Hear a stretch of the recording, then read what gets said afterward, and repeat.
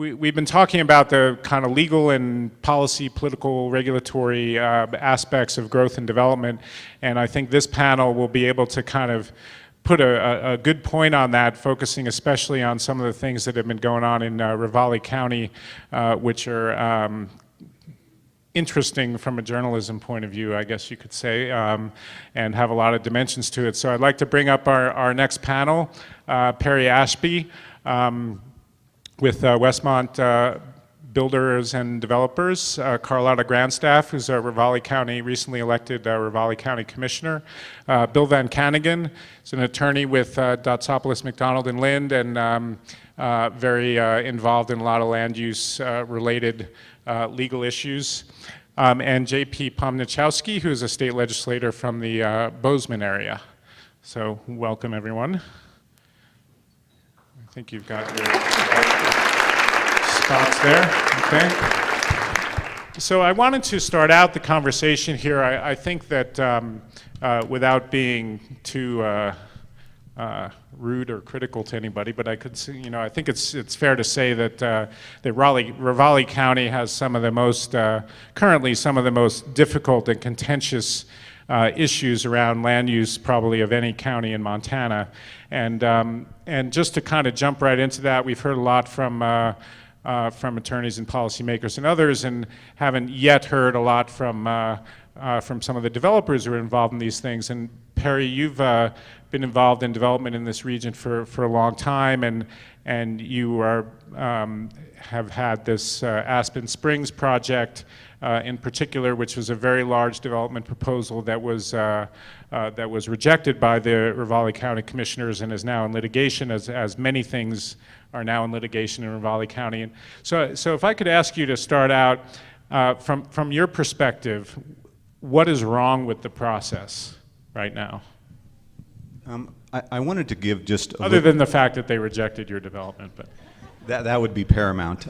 But I wanted to sort of develop a foundation of understanding here of exactly what Jonathan is referring to. A few years back, we acquired a 400-acre parcel of land and defined it as a master plan community with sort of cradle-to-grave development practices, and that sort of speaks for itself. You know, it's entry level, a very large segment of entry level, and for lack of better term, also affordability was a very important component of that. But then all the way up to the something that's maybe a little more affluent within the subdivision, and that therefore the term cradle-to-grave development. So we went through our typical due diligence process to establish whether or not this property had value from that perspective, and indeed, through a rather elaborate and expensive amount of time, found out that it did. It complied with the law, at least we thought at that time, and we still do. And it had the topography to support approximately 650 residential units. It had copious amounts of land that could be set aside for open space. And so it had many of the elements, including water availability via the ground, and it also had great soil type for development and for sewage disposal purposes. And so in doing so, we decided to go forward with this project. And what it did was it brought about, at a minimum, a lot of very contentious discussions. Virtually no attaboys through the process, the 3-year process. Virtually no support from neighbors, regulatory officials, and otherwise. And so what it was like just forging ahead, knowing that you were backed up by legal, you know, the subdivision guidelines, subdivision rules, and backed up by the availability of all the things I talked about earlier, but going into an arena that essentially, it's my opinion, had not been touched by this time, at least not in the Ravalli County area.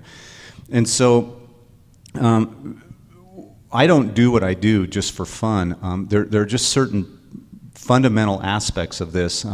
One of them is just for fun. I thought I would define rational, since the word came up here in our panel. And the title is Towards a More Rational Growth Planning Regime, right? So per Webster's, it's exercising the ability to reason, of sound mind, consistent with or based on sound reason.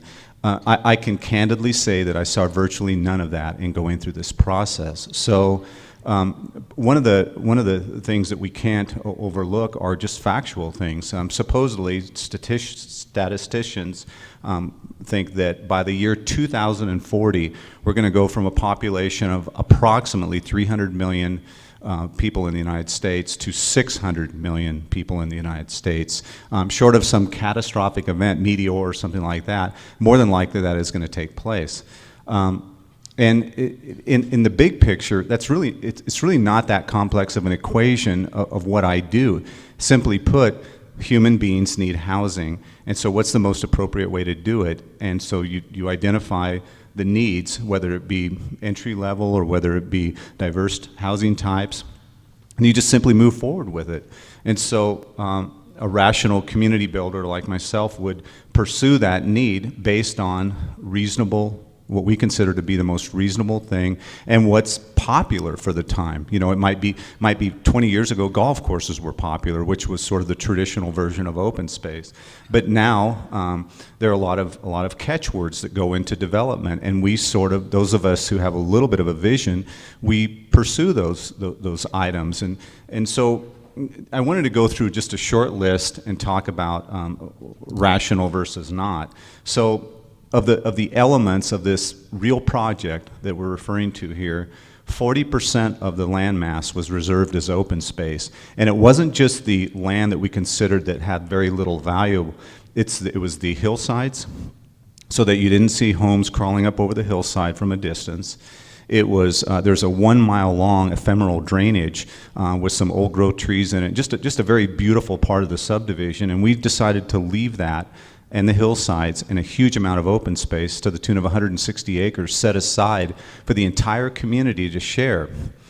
And then we pursued clustering, and so there were small lots and medium-sized lots and so on, but they were all clustered into these groups to allow that fabric of open space and hillsides and hiking and biking trails and so on.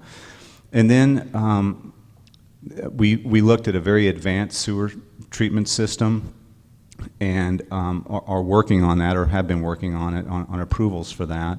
And then we looked at a very involved community water system that had a big tank and gravity flow and so on. And then, you know, as offered, or as talked about earlier, many miles of shared trails. And then we offered a fire department location for a satellite fire department, the land for that. And we also offered for sheriff and so on. And so the reason I bring up all these elements is not only are they popular, but they make for a great community. They make for a great place to live. And every single one of those elements, every single one of them, was not considered rational by the people that make decision in Ravalli County. And so it begs the question, well, what is rational? If that is not rational, being a very progressive, forward-thinking, sensitive to the area developer or community developer, what is it? And I simply don't have an answer for you of what they consider to be rational, because everything was just no. All the way through the process was no. And so, you know, as you can all imagine, going through a process like that is rather disheartening. And so, as part of this panel here, it's my hope that we can look to some sort of ideas for a resolution, so we leave this with not just discussion and not just talk, but hopefully that it can go into some sort of policy-making process where whether it be at the legislative level, so it's actually unanimous throughout the state how we go about these processes. But it's very fragmented right now, and that aspect of it needs to be far more cohesive.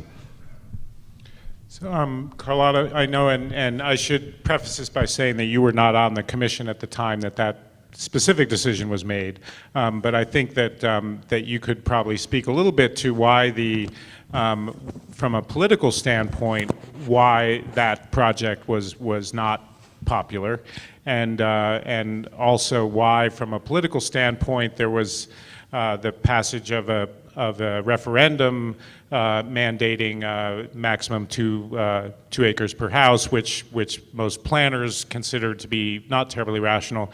And so maybe you can address a little bit where you think that dynamic comes from.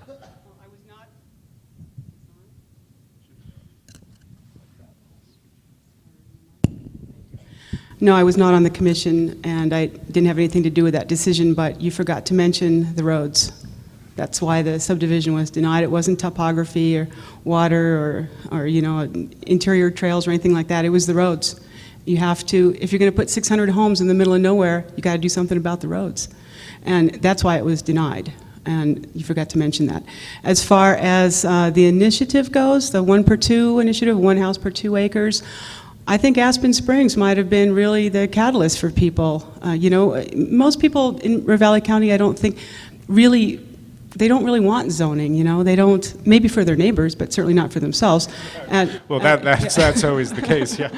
And I don't know that people really were very ready for zoning until maybe Aspen Springs. When you have 600 homes being proposed in your neighborhood, and then that's one thing. When you have 500 homes down the road being proposed in somebody else's neighborhood, and 300 homes south of there in somebody else's neighborhood, and 400 homes in somebody else's neighborhood, then you can really start getting people together. And what they did was, in my view, not very, I don't like the 1 per 2. I have to say I voted for it for the same reasons everybody else voted for it, just out of frustration.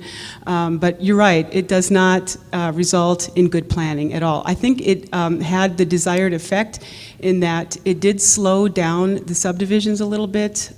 I don't really know about, I think it did slow the subdivision growth down a bit. It's hard to know how much, but what we have gotten from it is not very good subdivisions, unfortunately. Instead of the clustered kind of development that he's talking about, now we're getting 1 per 2, 1 house per 2 acres, and no open space, and it's not good, really.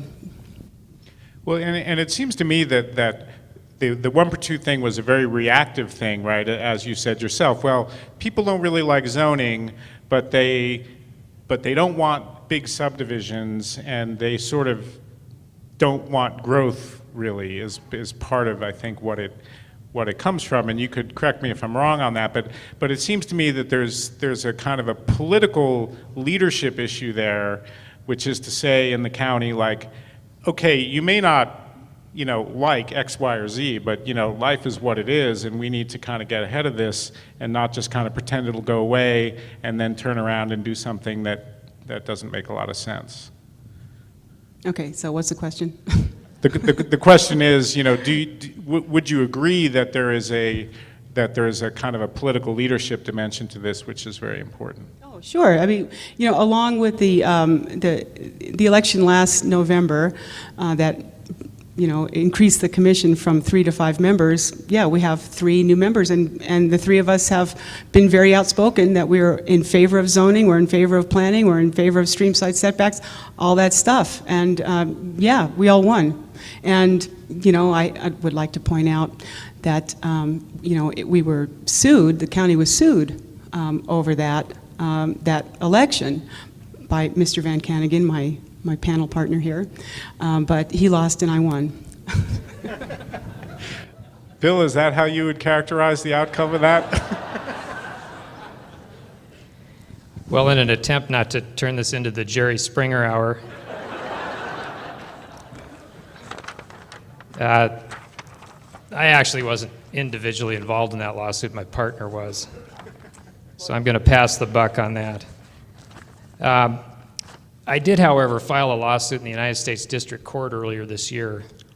And part of that lawsuit was designed as a frontal attack on the 2-for-1 interim zoning regulation on constitutional issues. And we evaluate these things from a legal standpoint and concluded that the zoning ordinance was not only illegally enacted, but unconstitutional on its face and as applied.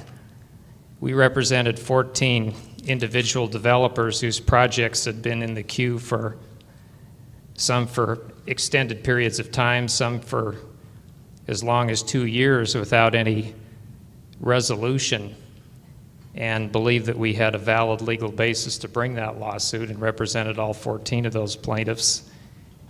that case ended up settling with respect to the 11 of the 14, and 11 of those applications are now back in the pipeline and I believe are being processed. So, you know, the ultimate answer as to whether or not that interim zoning regulation is legal was never addressed by the court. That may happen at some point in the future, but probably not within the context of this particular lawsuit.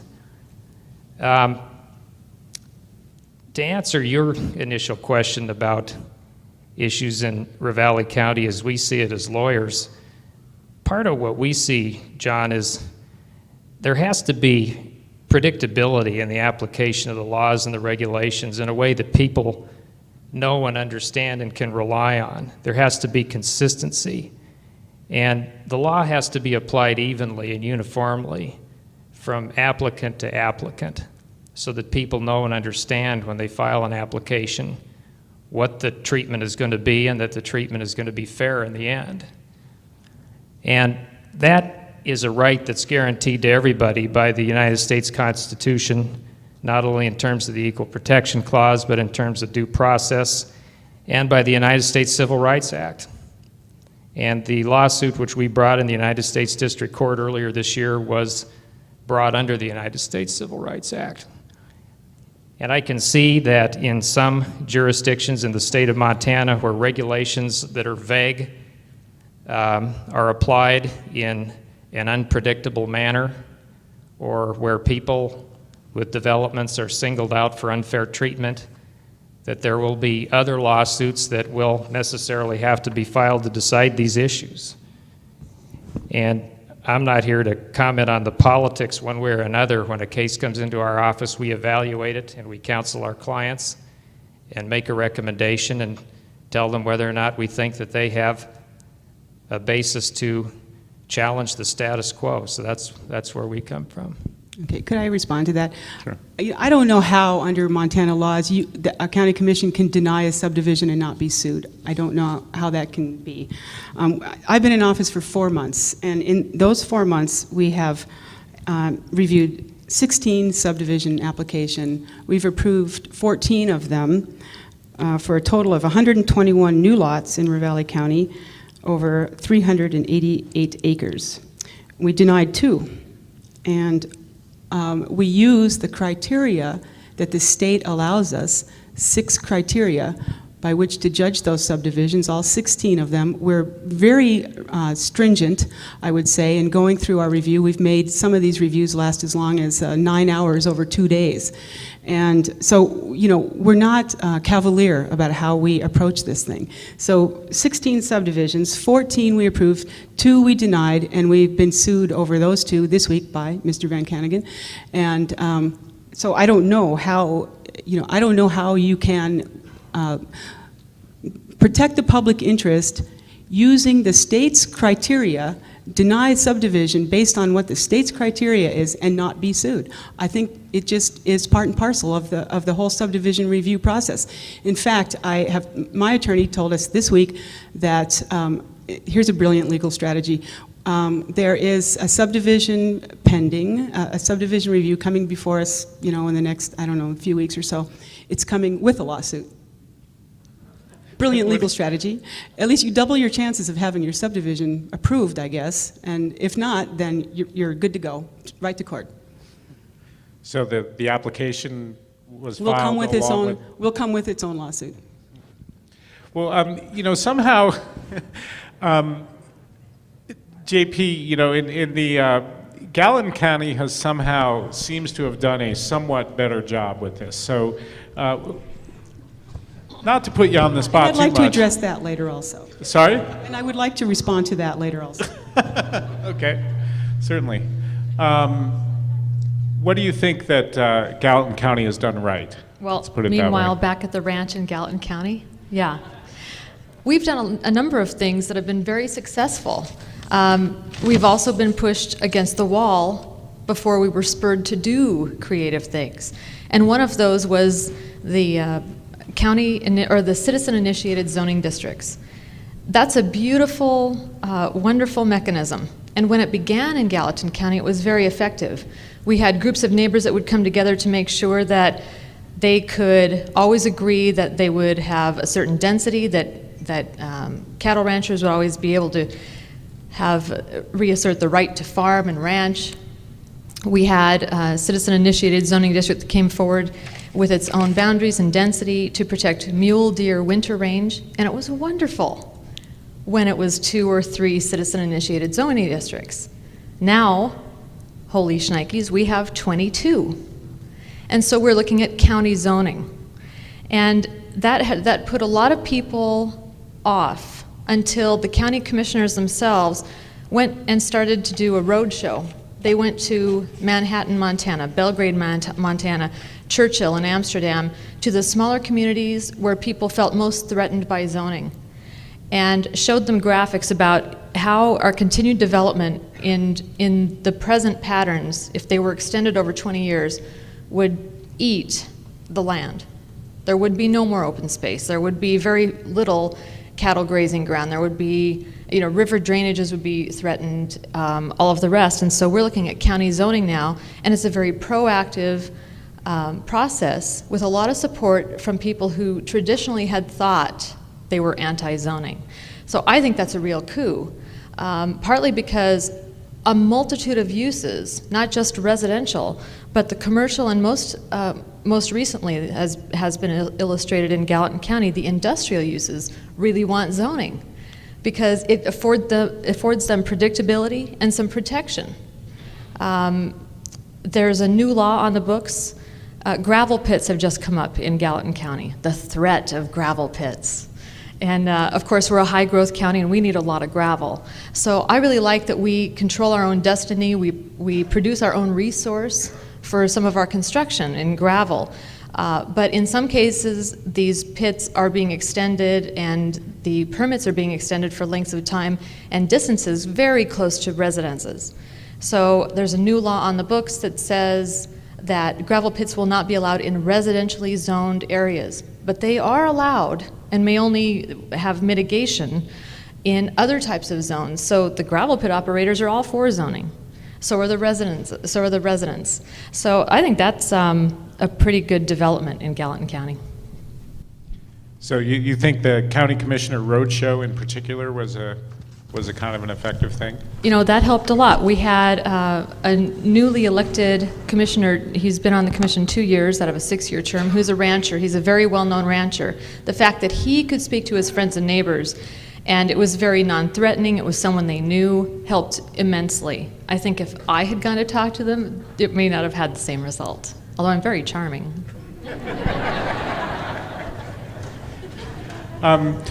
Carlotta, just in the spirit of keeping this sort of Jerry Springer-esque, you said that you disagree that Gallatin has done a reasonable job? No, I disagree with you. I'm going after you now. You sent an email to me on Monday about this conference in which you said, I'm going to quote your own line, "The context for all this conference is the current situation in Ravalli County, which I think almost everyone agrees is rather a mess." I don't think so. We don't agree with that. It caused a little bit of an uproar in the courthouse because, of course, I shared it. And so in response to that, I really wanted to let people know what we've been doing, because we've been actually quite busy and very progressive, I think, in advancing planning and zoning. We've done a number of things.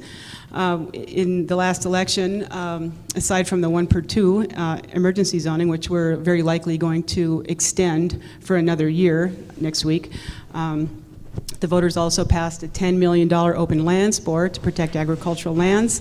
We've got the details nailed down on that. By early next month, we should start selling those bonds and getting some conservation easements. We have established an impact fee committee. We've hired an economist to prepare a fiscal impact analysis to give us some reliable data with which we can use with subdivision applications. We have chosen a consultant to begin the countywide zoning project. We found the grant money to pay for it. It's not cheap. We've contracted with 2 other consulting firms to do the technical part of the zoning project, the land suitability data gathering and the GIS analysis. We've launched a community involvement portion of this zoning project. We've got citizen involvement groups in each of the county's 7 school districts. Our planning department has gotten training from the Sonoran Institute in running those community meetings. We've got a streamside setback committee going, and in the meantime, the county commissioners have been very aggressive in getting exaction fees, we call them, or mitigation fees from land developers that we had not gotten before, where that's why our subdivision hearings last as long as they do, because we are always trying to get, in a word, money from the land speculators to offset the impacts of their development. And, we sit in a lot of lengthy subdivision hearings getting so much money per lot for the sheriff, so much money per lot for the fire districts, for the school districts, for the open lands program. We've been actually very proactive, and it's taken a lot of work on behalf of a lot of people, and we don't think that we're a mess at all. In fact, I think that Ravalli County could serve as a model for similar counties going through the same kind of these growing pains. Well, don't you think, though, that, and without disagreeing with anything that you've said, I would just suggest that if a lot of those things had taken place 10 years ago, that the situation would be a little better. Yeah, of course. 20 years ago would have been twice as better, but the political will wasn't there. And I really think that Aspen Springs was probably the straw that broke the camel's back for people. When you think that you're going to have 700, 600 new homes in your neighborhood, and you're not the only neighborhood, you're going to get involved. If you don't think that, why would you want zoning? So I think 10 years ago, the time was not right. You did mention you'd like to keep this lively. Okay, well, here we go. First of all, Carlotta, I would like to compliment you. Those are great accolades, a lot of what I just heard. But what I hear and sense as a developer, primarily of communities that provide housing for the service segment of society, or the entry-level individuals, or those retiring people that are moving down. I can't see anything in the dialogue, and I haven't seen anything in the news, and I haven't heard anything that provides for what makes up about 80% of the society down there. And the statistics that you mentioned earlier, the approximately 14 subdivisions that were approved, 120 units on 380 acres, that's about 1 per 4 on average, 1 unit on a 4-acre parcel on average. I challenge you to find someone at the entry level that could even afford to buy just the lot, not the lot and the house package combined. So I feel that it's somewhat of a travesty that that element of society is just significantly overlooked, and those are the people that make up our society. They are the content, they are the firemen, and they are the school teachers, and they are the young couple or the young people that we don't want to see move out of our valley and go off to wherever, Coeur d'Alene or Spokane or somewhere where they can actually find a job that pays halfway decently, and they can actually acquire that really incredible thing that most of us sitting here probably have, and that's that it's called a home. It's the part of the American dream. So just let me conclude here, and then just to set the record straight, I completely disagree that the project failed due to roads. That was mentioned earlier. I just wanted to mention for the record, for all of you here, when we did our research to find out about access into the subdivision, the Bitterroot River at one time actually had what was called a highway that was a legal easement, and it was on both sides of the Bitterroot River. Well, that highway actually runs right in front of our property, and it's called Woodchuck Road as we speak. And corollary to that, or in addition to that, the county road department actually approved the access into the subdivision through a rather elaborate due diligence, and also through elaborate design on behalf of our engineering firm.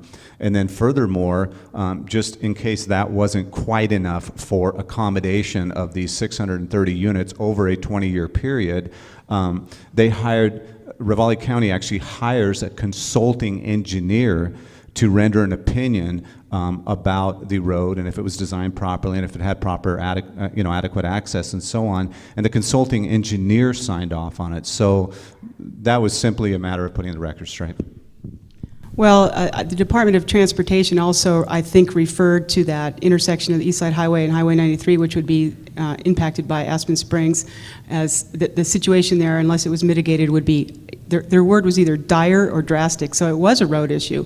And, you know, I'm not buying the fact that a land speculator is concerned about affordable housing. I don't think that that's the case. That's not been what I've seen so far. I simply have a proven track Wait, record. hey, can I just stop a second here? And I think that one of the things that that I think can make a conversation like this, that is important to making a conversation like this sort of productive, is, you know, kind of language issues. And I mean, speculator is a very loaded word, and I just think that, you know, one person's speculator is another person's home builder, you know. Well, so. let me quote from your email further down here where it says, in general, I think panels work best when there is robust interaction among the panelists, and thus I encourage you to talk to each other, disagree, interrupt, don't be shy. Right, well, Okay.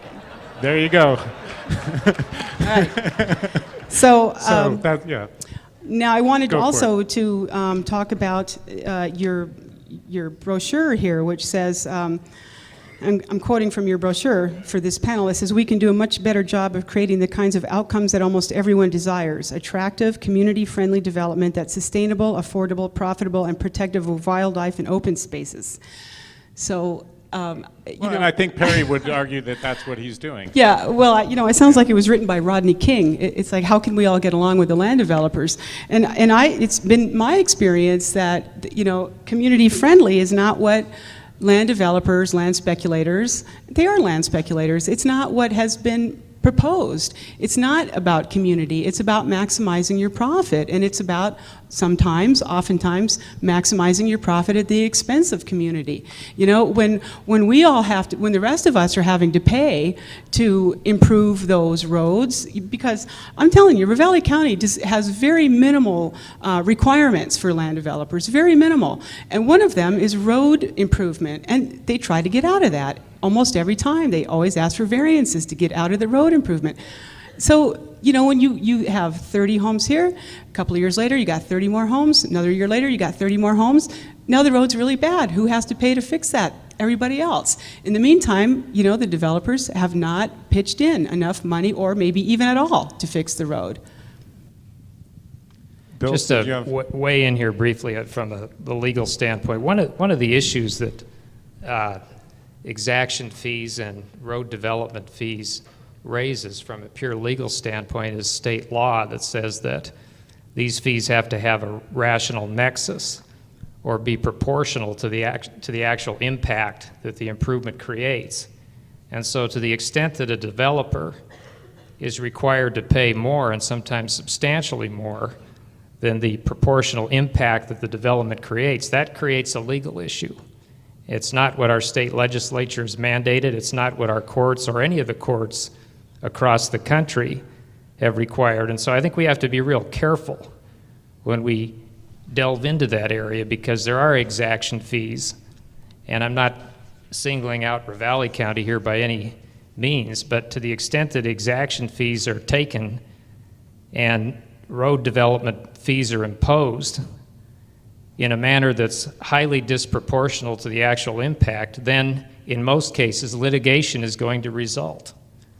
Well, Bill, if I could go to that point about litigation, and, you know, to Carlotta's point that that basically, you know, subdivisions are approved, and if they're not approved, you know, as a general matter, a subdivision that kind of dots its I's and crosses T's and is not sort of clearly in violation of a clear statute generally is approved, or if not, it's litigated.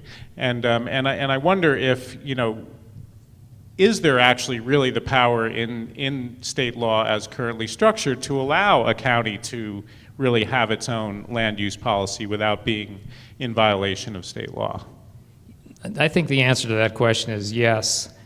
And these cases are considered really on a case-by-case basis. Each case has its own unique facts. And the standard in district court is whether or not the lower governing body abused its discretion. And that requires, in most cases, a very thorough and aggressive analysis as to what factors were looked at in rendering the final decision. How was the law imposed in this case? How were the 6 criteria that Ravalli County, for example, utilizes in evaluating the subdivision applied, or were they applied? Was the evidence fairly weighed, or was the decision based simply on people's personal beliefs and preferences without a fair evaluation of the evidence? That's the thinking that goes into these cases. And in many cases, the district court agrees. So I think you really have to analyze this on a case-by-case basis, and I think in fairness, not only to the community, but also to the developers, that's really the only way to look at it. JP, what is your observation on these kinds of processes in Gallatin County? I mean, to state it bluntly, is the subdivision review a rubber stamp process and followed by litigation if it's not rubber stamped, or is that not what you see? Typically, that's not the case in Gallatin County. And in order to bring this to a bit of the municipalities, because I think there are a lot of city planners here, yes? Okay. Silence implies consent, people. So yes, you're all city planners. Yes, I could tell you there are a lot of Okay, planners. great. I'm president of the Bozeman Planning Board, and a few years ago, we had subdivision after subdivision, one right next to another, going in the northwest part of the city. And we told all of them that the road that ran along their southern border must be improved, that they were responsible for that, but to hold off because we couldn't get the right-of-way in some of the existing parcels. Until finally, the level of service at intersections, that road was in such terrible shape, handling such loads, that we finally had to say, we love you, we need the housing, but we cannot, as part of a public safety issue, grant any further subdivision until this road situation is handled. And we have not been successful in getting the right-of-way. Well, boy howdy, when there's somebody who has the impetus to, and is waiting for building permits and they're ready to develop their land, we had that right-of-way in a matter of months. And the road was improved, the subdivisions continued being developed out. So we, again, you get pushed to these points where you find solutions, and that was a good one. The city of Bozeman does charge impact fees. We just had to raise them again because residential development, I think as most of us know, does not pay for itself. It just does not pencil out. So we have street impact fees, fire, water, and sewer. Those funds can only be expended in those for those uses. But Bozeman, I am very proud that our city and county have done pretty innovative things. So a more rational approach to growth includes for us, and I'm going to just expand this a little bit from roads, a transfer of development rights proposal where parcels that would have been developed to pretty dense standards in the county, but not as dense as we would like to see, and not where we would like to see them. We don't want to see this checkerboarded development all over the county, will be rewarded with density, with more density if they move closer to services, closer to the city. We also have put in required parkland dedication, affordable housing requirements. 4% of the developable land of any subdivision now must be affordable housing. But talk about a relative term.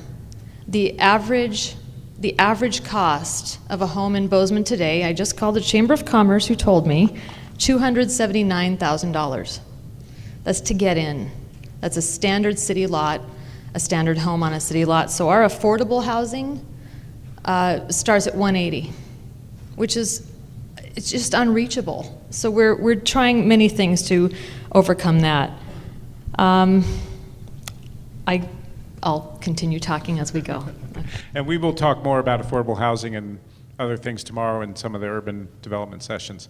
We're going to go to questions here in just a second, but before we did that, I wanted to do one thing here. Carlotta, if you could read again that little list of things you read that you're doing, okay?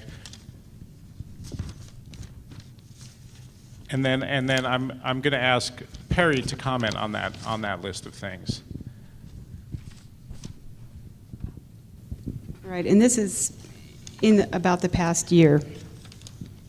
The voters have passed a $10 million open lands board, and that will be to protect ag land, to allow willing landowners to put their land in conservation easement. We have established an impact fee advisory committee. We meanwhile, while we're waiting for that to come out, we are negotiating with the land developers for mitigation fees while we do not have impact fees and while we don't have this impact analysis. We've hired an economist to do that impact analysis. We have chosen a consultant to begin the countywide zoning project, and we found the grant funds to pay for that. That was a really big deal, I think, with land developers. When I was talking to them a number of months ago, they wanted the zoning project to be outsourced to a professional consulting firm, and we've done that. We've contracted with 2 other consulting firms to do the technical part of that zoning project. They'll be doing the land suitability and data gathering, GIS analysis type of work. We've got the community involvement portion of the zoning project underway. We've got citizen interest groups in each of the county's 7 school districts. Our planning staff has gotten training from the Sonoran Institute to run those community meetings, and we've formed a streamside setback committee. And of course, we voted for 3 pro-planning candidates for the county commission. Well, leaving aside that last one, I would ask Perry, I mean, if you look at that as a process, a series of things that are being done and presumably will come to some kind of results over time, does that create more of a regime and a process that you think you can that you can deal with and that you think would have a better outcome for that specific development, or at least what felt like a more fair process? I heard 4 things primarily: $10 million open land impact fee committee, zoning countywide, and a streamside setback committee that's been formed. The only thing that's been actually approved to date, unless I'm incorrect, is the $10 million open bond. Is that right? That's actually in force as we speak. Right, that was okay. Approved by the voters, but the impact fee committee has been established, the streamside setback committee has been established. Okay, so the committees have been established, Right. but there hasn't been any like final ruling on any of these elements, including zoning. I will just very briefly address impact fees. I feel that if impact fees are pursuant to Senate Bill 185 or House Bill 185, and they meet the Nolan and Dolan rules once they're applied, then more than likely they'll be fair. What I have seen, though, is some rather onerous requests of us developers and some rather reactionary approaches. For example, the Florence School District was hoping that essentially they'd be unjustly enriched by Aspen Springs, I think maybe possibly building them a skyscraper. They were seeking $10,500 per residential unit, whether it had children in it or not. And so that's still, kind of up there in the air. So an impact fee advisory committee is required pursuant to Senate Bill 185 to actually get the ball rolling. Countywide zoning, great idea. It provides predictability. I think that it's going to be quite controversial when it gets right down to the point where specific lands are identified and people are very concerned that there may be a taking because people might have planned for the future of their parcel to be put into a certain use. And if indeed that use doesn't necessarily align with what their expectations are or what the zoning is asking, then there's going to be a lot of friction as a result of that. But the direction that it's going, I think is fantastic, zoning. And that's kind of a, that's not all developers obviously would feel that way, but predictability helps us in our identification of the next direction of where we're going with land. Streamside setback, I probably prefer not to share my opinion on that at the moment, but at some point I'd like to very briefly address where are we going, or what are some of the tools for more rational growth? Would you like to engage that now? What would you add to that list? I wanted to clarify the impact fee. The Senate Bill 185, which is the enabling legislation for impact fees, requires unanimous vote of the county commission on behalf of the school districts. Now, we've had 2 school districts in Ravalli County that have done their own impact fee studies, Corvallis and Florence. And if those 2 school districts want to put those impact fees into place, they need unanimous consent, not majority consent, unanimous consent of the county commissioners. In Florence, which is in a bad situation, Florence straddles 2 counties, Missoula and Ravalli. They need the unanimous consent of both county commissions. They're not likely to get that. So, you know, you think $10,000 a lot is onerous. The reality is they're not likely to get unanimous consent of both county commissions, and they are very impacted by the growth in the North Valley. And so what do? They keep going back to the same voters year after year, asking for another bond, you know, another levy. You know, I think that the land developers have a responsibility there, and Senate Bill 185 is not going to do it for the Florence School District. Perry, and then Bill, if you could, you said you have a few things as to what you think would help the process, and then Bill, I'd like your comments on that as well. I mean, there are a variety of ways, and one of them that I did just recently, or just a few minutes ago, address was zoning, because it does provide the predictability that I have spoken of and that Bill touched on a little bit earlier. And without the predictability, and understand, it's not just predictability for me. It's predictability for the neighbors. It's predictability for the regulatory officials. It's predictability for the planning department and so on. So it's a multi-layered predictability that helps all of us understand what is going to happen right there next door or way over that hill over there. And that's where zoning ties into all this, that we do have that, or hopefully we'll have that to look forward to. Mind you, with conflict, but at some point there will be countywide zoning. And without the predictability, we'll just conflict will just perpetuate.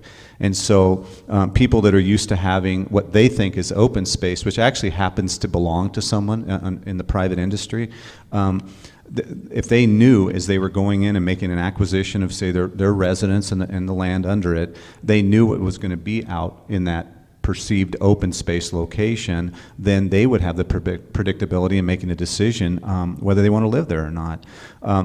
And then one of the ways that the predictability can be achieved also is a pretty strong adherence to subdivision law, and not just all this gray that seems to be occurring at the moment.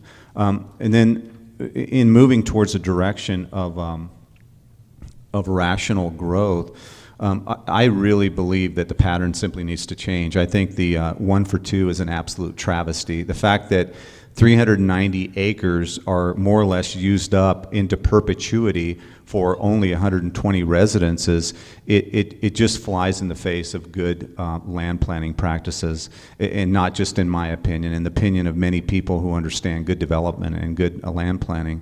I also think that that good development practices that meet many of the tenets of the growth policy that Alan McCormick touched on earlier should be embraced, as opposed to you know, all the negatives associated with it. And there, just so you all know that, and it was mentioned earlier, I mean, it's required by law to have a growth policy, but it's simply a themes document. And what I got was, frankly, a lot of blank stares when I talked to regulatory people or planning people, and really, I was really excited that I was aligning the design of a subdivision with a themes document that they had. And what I found out later is it simply was that, a themes document, had no teeth whatsoever, and throughout it kept saying, and respect private land, and respect private land rights, and so on.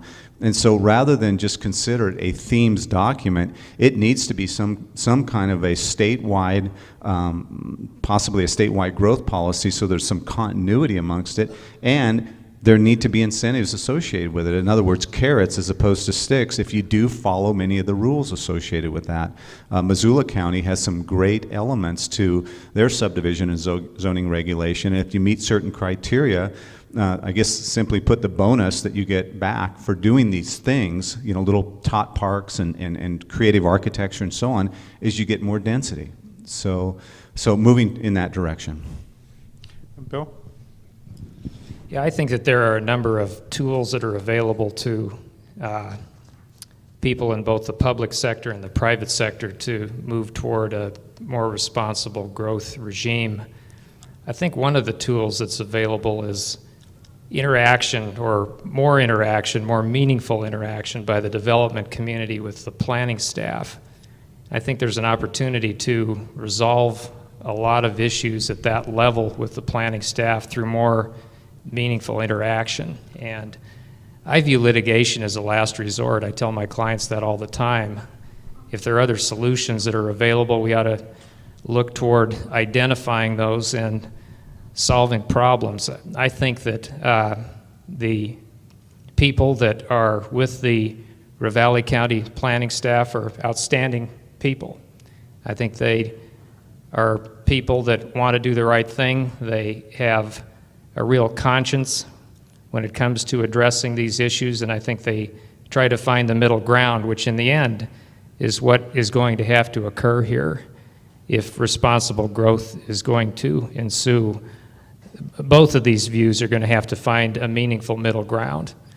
I think that in Ravalli County in particular, one thing that would help would be more productive interaction between the county commissioners and the Hamilton City Council.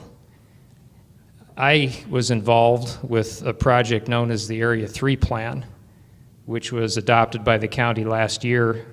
I worked with the consultant John Horwich and with a number of the developers in that area, and also with the county, and attended the hearings in which that neighborhood plan was approved. And I think that that represents one of the real successes in Ravalli County, because it incorporates not only the objectives of, or the potential objectives of the city, but also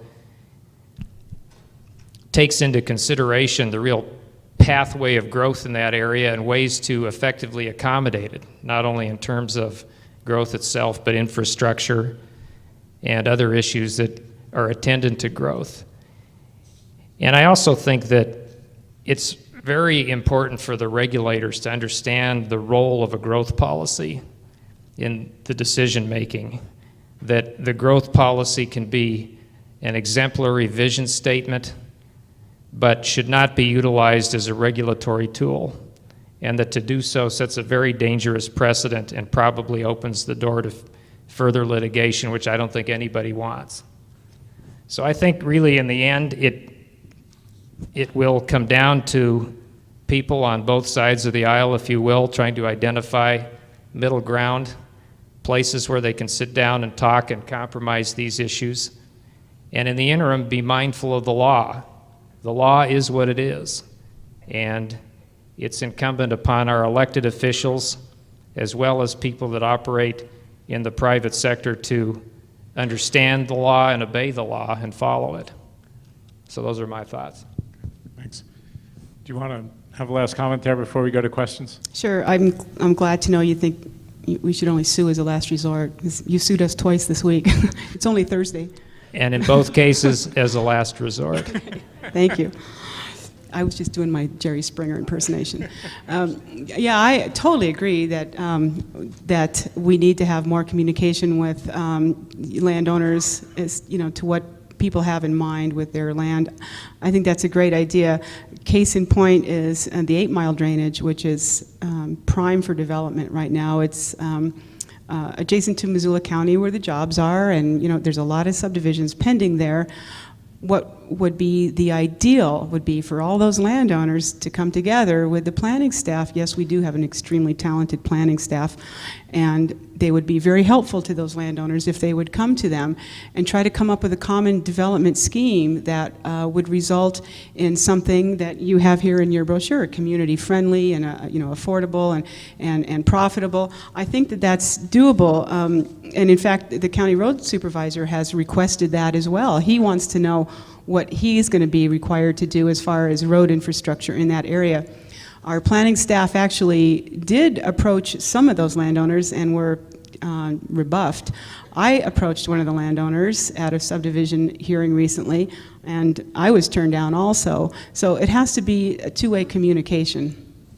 Do we have questions, comments from the audience? I know there are various folks who are involved in some ways in this, or certainly interested in the front here. Hi, I'm Angie Lipsky, and I'm with MacArthur Mies & Wells Architects here in town, and we work with a lot of developers and a lot of non-developers and things like that. And you know, tomorrow Don MacArthur, my partner, is going to be talking about some examples of ways to do things better. But one thing I'd like to say is that I kind of feel like you, Carlita, wanted to throw the baby out with the bathwater. And you know, there are a lot of good developers out there who have good values and want to do things better. And there are a lot of bad developers who just want to rape the land and make a lot of money. No two ways about it. But the bottom line is we just have to raise the bar and get as many people doing as good a work as possible and bringing all these designers in, et cetera. And it sounds like a lot of what you're trying to implement is what is necessary. But I think to just say everybody's bad and they're land speculators and they don't care is really wrong and very contentious. No, I agree with most of what you say, and you know, I have only 4 months' experience on the commission. We've had, as I said, 16 subdivisions come before us, and they haven't been good, I have to tell you. You know, we have to argue so much to get so much as a sidewalk put in, to get a bus shelter for kids waiting for the school bus in the mornings.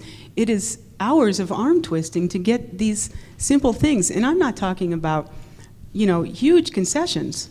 I'm talking about Right. bus shelters. We'll get them in the regulations. You know, people have a right to They're own not in our land. regulations. But people have a right to own land and make money. They don't have a right to, you know, be terrible stewards of the environment. No two ways about that. But like Perry's asking, they need some consistency. So that's my first point. My second point is I would really like Angie, to see, can you speak into the microphone? yeah, So if you- I would just really like to see some smart growth planning that really the boundaries of counties touch each other, you know. And I know it's epic to even try to do it, but we need to, you know, get our own vision in our own county and then talk about how our borders touch each other as well. Because it's not just about Missoula County or Ravalli County or Flathead.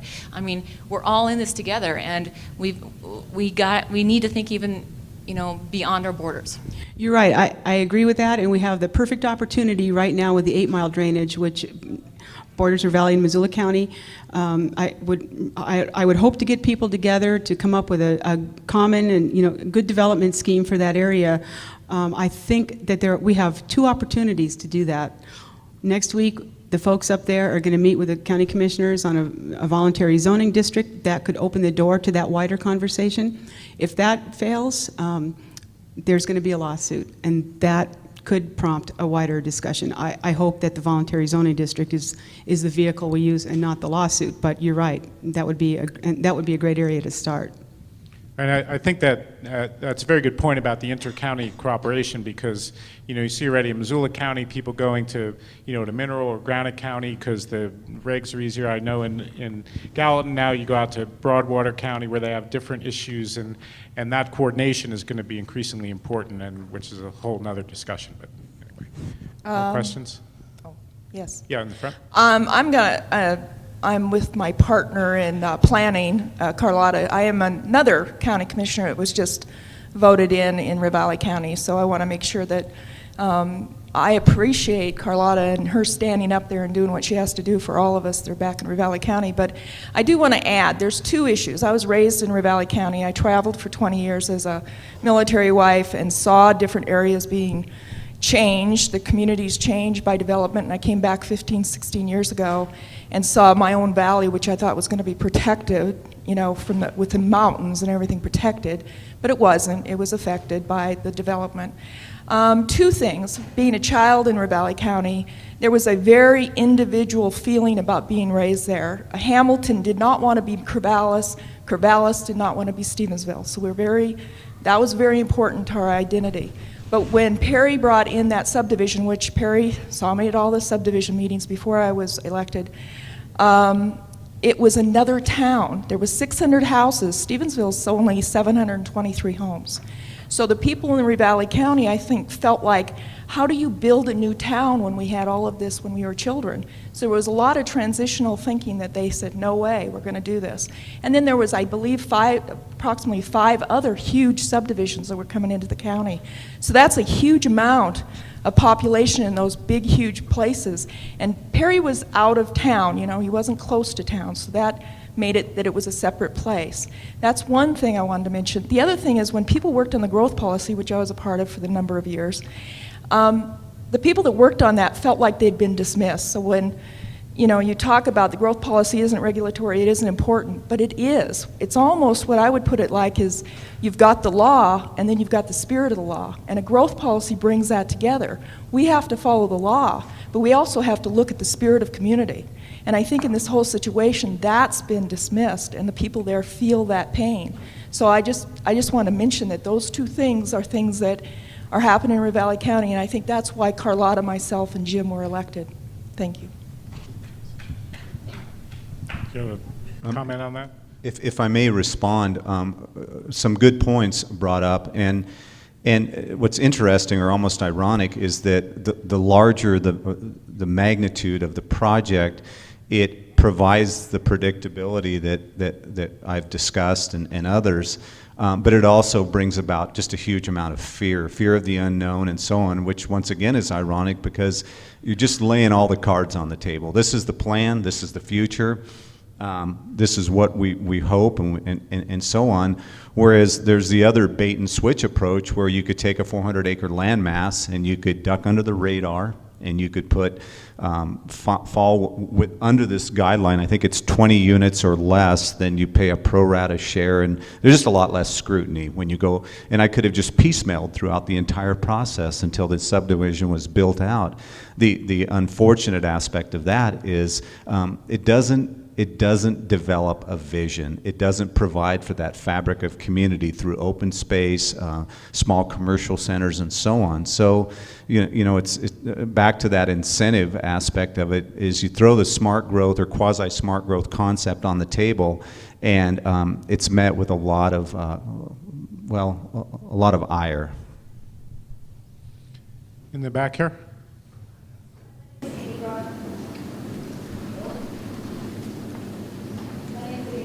With the Montana Water Trust, and I want to kind of tie some of the water issues that were being discussed earlier to some of the development issues that are being discussed now. So I apologize for diverting a little bit. Montana Water Trust, although we primarily deal with water rights leasing and purchasing to keep streams, to keep fish wet in streams, keep flows to a level that they're supposed to be at. We also are receiving funding right now through Bonneville Power Administration to write sub-basin plans. And so my primary objective right now is to produce a sub-basin plan for the Bitterroot watershed. So with all of this discussion going on with development, with the problems that the Bitterroot has with nutrient loading in Ambrose 3 Mile, you know, talk of impermeable surfaces and the problems that are coming about with the number of septic system permits and wells that are being dug.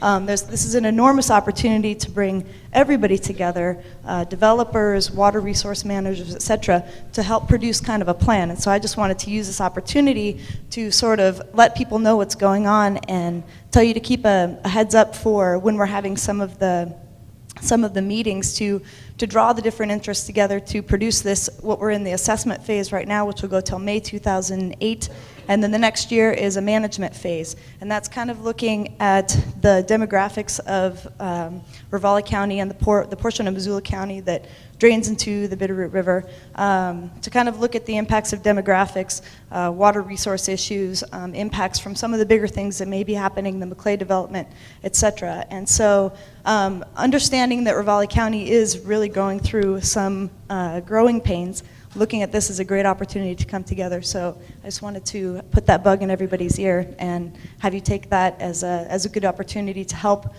sort of monitor or sort of lead the growth in Ravalli County. Well, Thank you very much. I'd like to talk to you later because the impacts of development to water are so overwhelming to me, I don't even know what questions to ask.